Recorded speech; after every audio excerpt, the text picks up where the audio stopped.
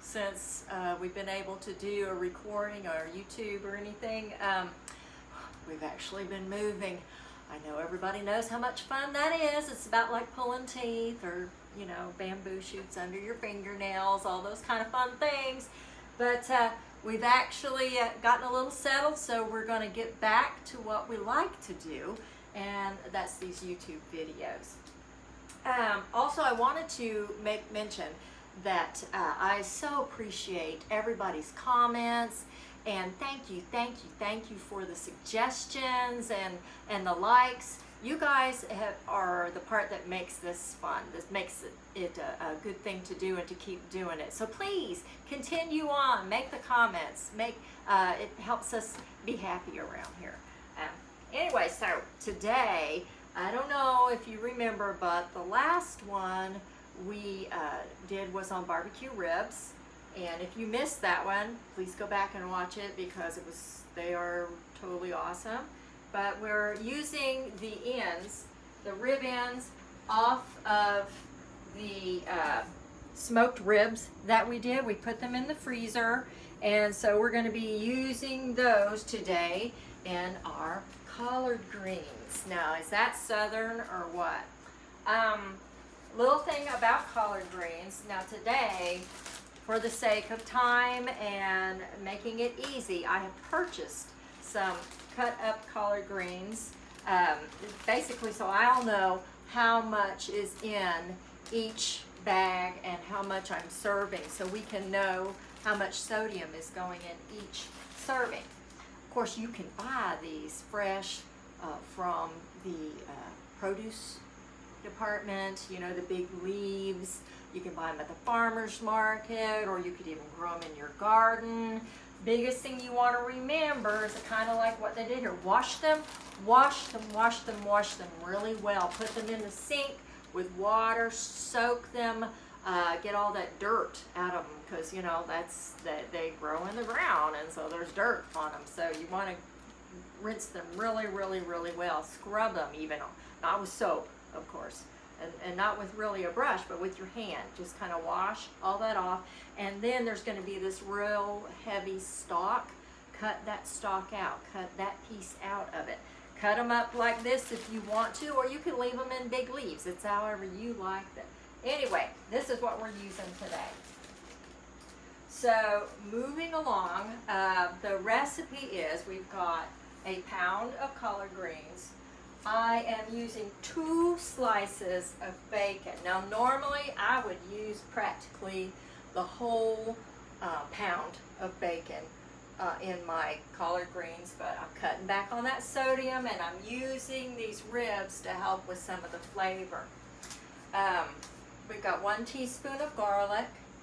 We've got a half a teaspoon of smoked paprika, 1/4 teaspoon of red pepper flakes. Now, if you like yours a little spicier, add more. This is for you to play with. You know, I'm just, you fix it how you like it. I'm just giving you a basic recipe. We're also going to use the unsalted chicken stock in this rather than water, because that's going to give us a little more flavor too. But be sure to use unsalted, because even though it's not been salted, there is still salt just in chicken itself. So just be aware of that. We're also going to use some unsalted butter, and because I'm southern, we're going to add a little bit of sugar to it. But we're going to get started here, and I don't know if you've noticed, this is a new kitchen, but it's not even my kitchen. I borrowed the kitchen. I am borrowing the stove, so I hope I can remember how everything works. So we're going to let this warm up for just a minute. And I should have been having that on while we were recording. So give me just a second here. We're going to go ahead and put the butter in. And what I'm going to do a little different with this than I normally do is I'm going to saute the collards just a little bit in the bacon and the butter so that we get a good flavor on all of those leaves. Okay, we're not going to miss anything, even though it doesn't have any sodium in it. All right, we got that going there. I'm going to go ahead and throw this bacon in. I'm probably moving a little fast for this stove, but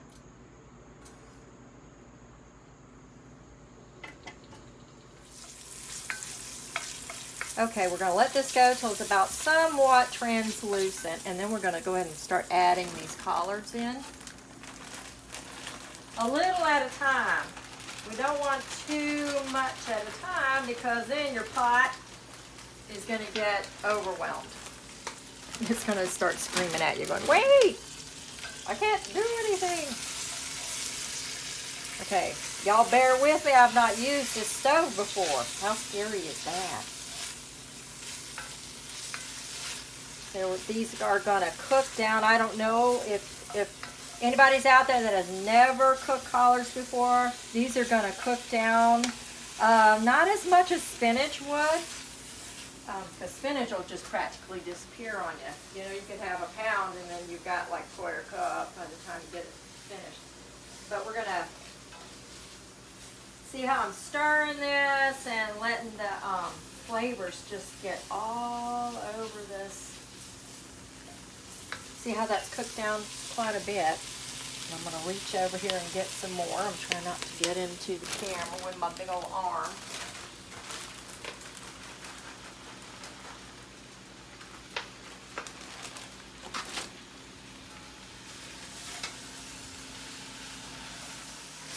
Okay. See how that's cooking down? We got one more scoop we're going to put in here. And again, you see how I just poured them from the package. I know my mama would have wished she'd have had these. She made such good collard greens.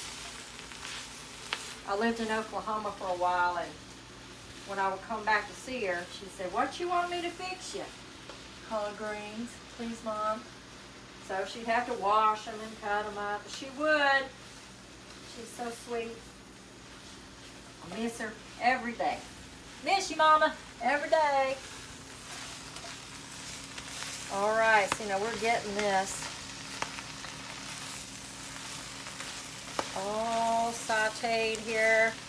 All that bacon, which is only 2 slices, which is about 400 milligrams. I went with what it said on the package. The USDA's list said bacon, gosh, I think it was like 300 and something. So this was a little bit more on the package, so I went with what it said on the package. I go with the higher number, just in case. Now, of course, you don't have to put bacon in yours. You can leave it out if you want to, if you've got the smoked ribs. But I kind of like that bacon flavor. And just this little bit just gives it just enough. All right. We're just coating everything. Now, what we're going to do is we're going to add some garlic. Bear with me here just a second.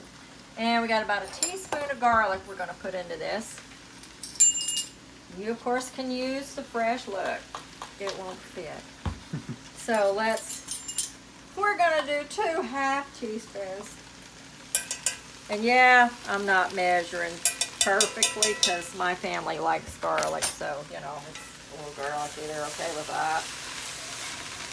I'm going to move this over here just a smidge. And again, it's a borrowed stove, so I'm learning to work this. All right. Then we're going to do we've got a half a teaspoon of smoked paprika, and I've got some red pepper flakes in here to give it just a little heat. A lot of people like to put andouille sausage in their collards to give it a little heat, but that's going to have a lot of sodium. So I'm using the red pepper flakes to take place of that heat. All right, we're just going to kind of mix that in. Now, remember those rib ends I told you to keep in the freezer. This is why. Let me tell you what, when I took this out of the foil, Oh my gosh, that smoky smell. I'm just gonna put them in there just like that. Give a little stir.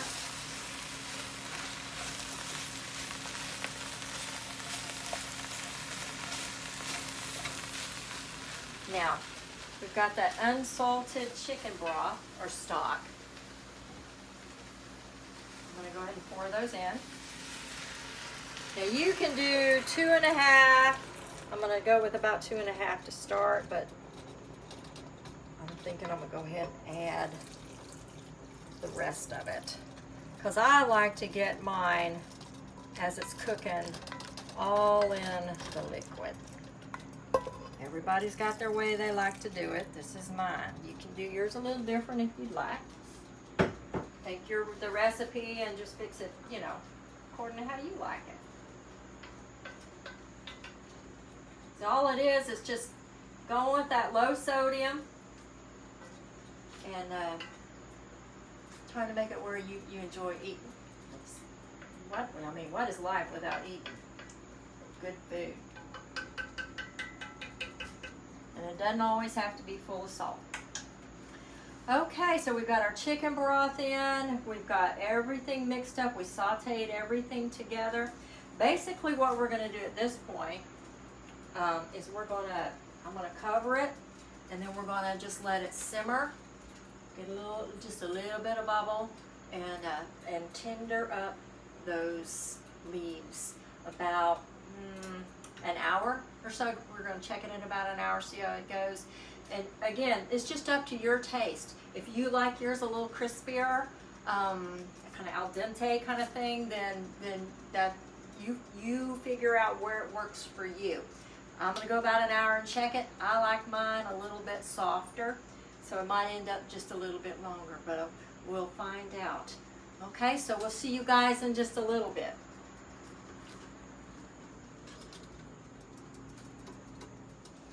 All right, so my liquid is boiling down really fast, so I'm going to go ahead and add the rest of this. This has 4 cups in it. I used 3 of it, so I just know I'm adding another cup. Basically, I just don't want my liquid to run out before that meat has had time to kind of fall off the bone, and those greens have had time to get tender. So anyway, I don't even know, this is probably 15 minutes, 20 minutes into it, and again, it was just boiling too fast. We had to turn it down, so we're just adding a little more liquid, a little more chicken stock. Okay, everybody, it's been about an hour, so we're gonna check these. Now, this is going along with our dinner tonight, which is of course fried chicken, low sodium fried chicken. I didn't say it was healthy fried chicken, it's just low sodium fried chicken. I don't know of any low, anyway. So I'm thinking these need to go just a little bit longer. Trey, we might get in here. For me, now for you, these might just be perfect. To me, they're just not quite as soft as I'd like them to be, and the meat hasn't quite fallen off the bone like I'd like. So we're going to let these go. I don't know, we might check them another 30 minutes and see. It'll probably be just about right, and the chicken will probably be just about done by then too. Our collards are ready. Now I will tell you, it's been about 2 hours getting these exactly where I want them. Again, if you like them not quite this soft, you can certainly fix them how you want. So I put the sugar in at the end so it will kind of blend in, and you can see it just kind of melting in there. We're just going to stir that in, but this is at the very end so that everybody's really going to taste it. Okay? So there you go, it's ready. I've got my dinner here, and I got to thinking about, there's a lot of people like to have a little hot sauce or a little vinegar sauce with their collards because let's face it, this was not real vinegary. I didn't put any vinegar in it. You can put Tabasco. Just remember that you've got 1 teaspoon has 35 milligrams. So you can put quite a bit on that.